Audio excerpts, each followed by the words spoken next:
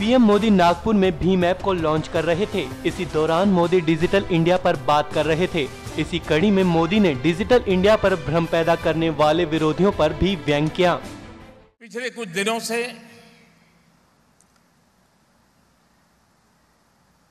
Digital India की दिशा में हम काम कर रहे हैं और बहुत व्यापक रूप से काम कर रहे हैं। उसका एक फलक है डिजिधन, और मेरा मत है वो दिन दूर नहीं होगा, गरीब से गरीब व्यक्ति कहने लगेगा डिजिधन निजी धन। ये डिजिधन निजी धन ये गरीब की आवाज बनने वाला है। मैंने देखा बड़े बड़े विद्वान विरोध करने के लिए ऐसा विरोध कर रहे थे कि मोदी जी अब कह रहे हैं कि कैशलेस सोसाइटी, ढिंकना फलाना न जाने। मैंने ऐसे भाषण सुने तो रात को फिर मुझे बड़ा व्यंग विनोद के लिए और कुछ करना नहीं पड़ता था। उनको याद कर लेता था तो मुझे बड़ा, मैं हैरान था बड़े बड़े विद्वान लोग क्या बोल रहे थे। कम कैश, घर में भी आपने देखा होगा धनी से धनी परिवार होगा, बेटा हॉस्टल में रहता होगा तो भी माँ बाप के बीच में चर्चा होती है एक साथ ज्यादा पैसा मत भेजो, कहीं बेटे की आदत बिगड़ जाएगी। धनी से धनी परिवार भी, गरीब से गरीब परिवार भी, बेटा कहेगा माँ मुझे आज 5 रुपया दो, तो बाप समझाता है नहीं बेटा ऐसा करो 2 रुपया ले जाओ, 2 रुपये से चला लो।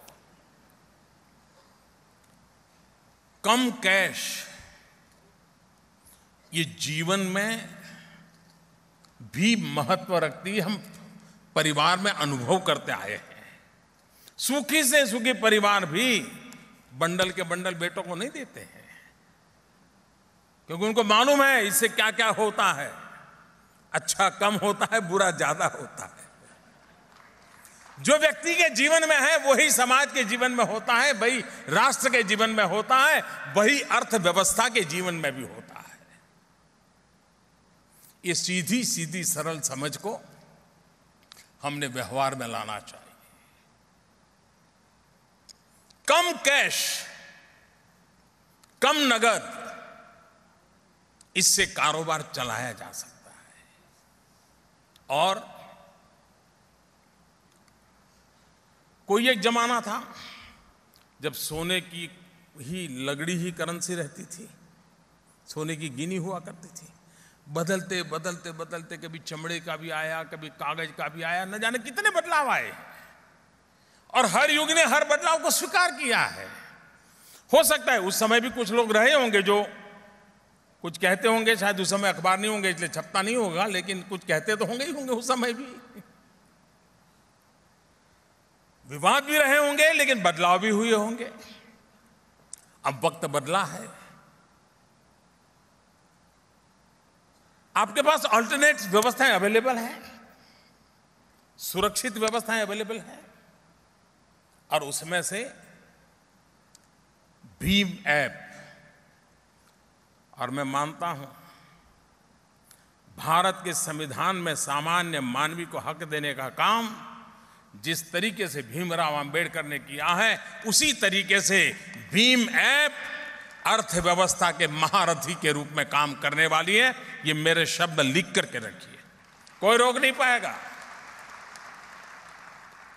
ये होके रहने वाला है। आप हैरान होंगे, हिंदुस्तान जैसे देश में करेंसी छापना, छाप करके पहुंचाना, सुरक्षित पहुंचाना, अरबों खरबों रुपयों का खर्च होता है। अगर इन व्यवस्थाओं से पैसे बच जाए तो कितने गरीबों के घर बन जाए दोस्तों, कितनी बड़ी देश सेवा हो जाए। और ये सब संभव है इसलिए करना है, संभव ना होता तो नहीं करना। वो भी गुजारा करते थे, पहले वो व्यवस्था थी, जरूरी थी, करते थे। अगर कम कैश की दिशा में हम तय करें, आप देखिए बदलाव संभव है। मैं तो हैरान हूं, एक एक एटीएम की रक्षा के लिए 5-5 पुलिस वाले लगे रहते हैं।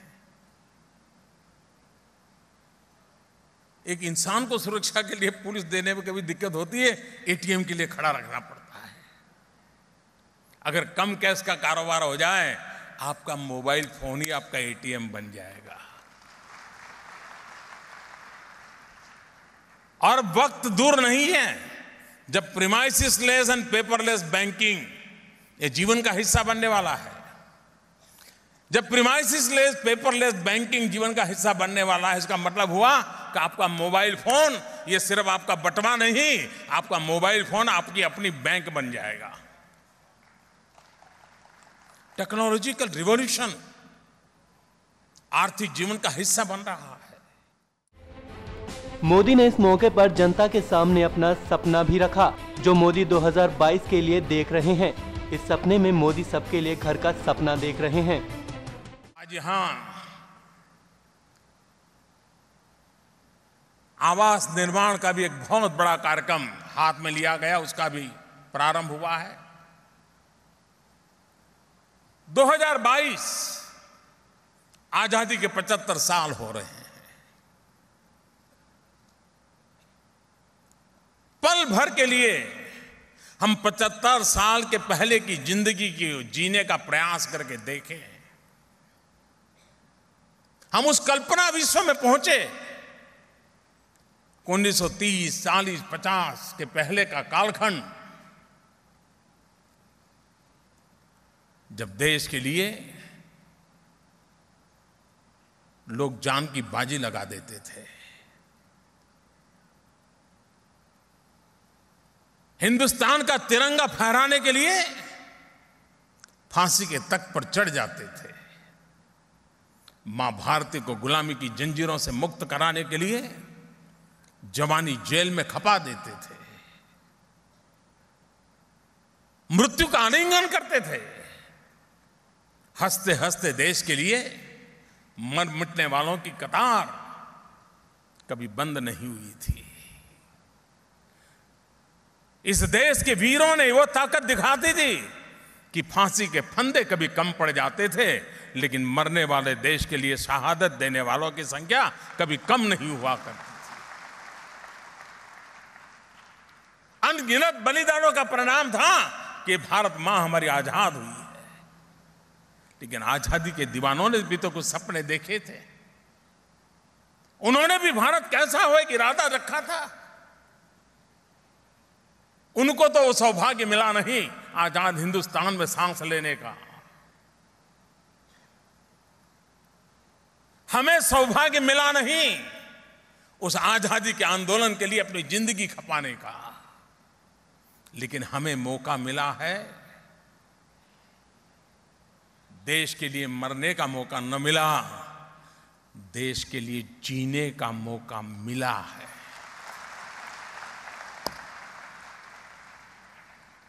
क्या 2022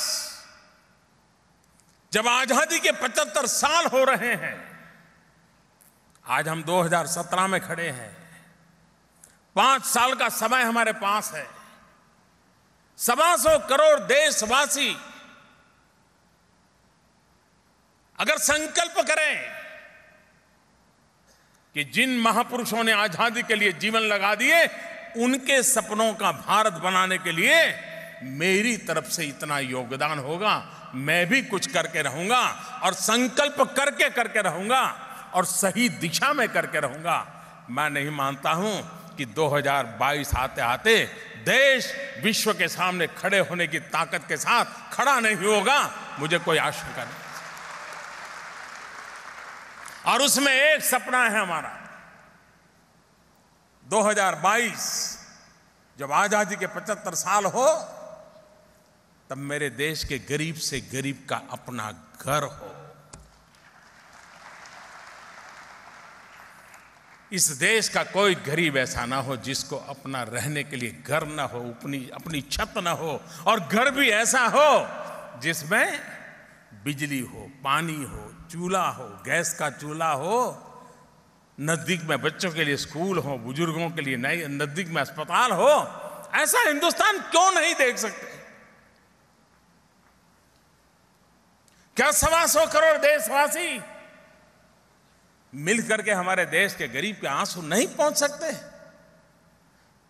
भीमराव अंबेडकर ने जिस सपनों को लेकर के संविधान में रचना की है, उन संविधान को जी करके दिखाने का अवसर आया है। हम 2022 के लिए संकल्प करें, कुछ कर गुजरने का इरादा लेकर के चल पड़े। मैं मानता हूं कि सपना पूरा होगा। मैं महाराष्ट्र सरकार को बधाई देता हूं कि भारत सरकार की योजना के साथ महाराष्ट्र भी कदम से कदम मिला करके आगे बढ़ रहा है और बहुत बड़ी मात्रा में घर बनाने की दिशा में काम चल रहा है और उससे लोगों को रोजगार भी बहुत मिलने वाला है। गरीब को घर तो मिलेगा, लेकिन घर बनाने वालों को रोजगार भी मिलेगा। सीमेंट बनाने वालों को काम मिलेगा, लोहा बनाने वालों को काम मिलेगा, हर व्यक्ति को काम मिलेगा। एक प्रकार से रोजगार के सृजन की भी बड़ी संभावना, और हिंदुस्तान के हर कोने में अपने अपने तरीके से घर बनाने का बहुत बड़ा अभियान चल रहा है। आज उसका भी एक प्रारंभ करने का मुझे अवसर मिला। NMF न्यूज की रिपोर्ट।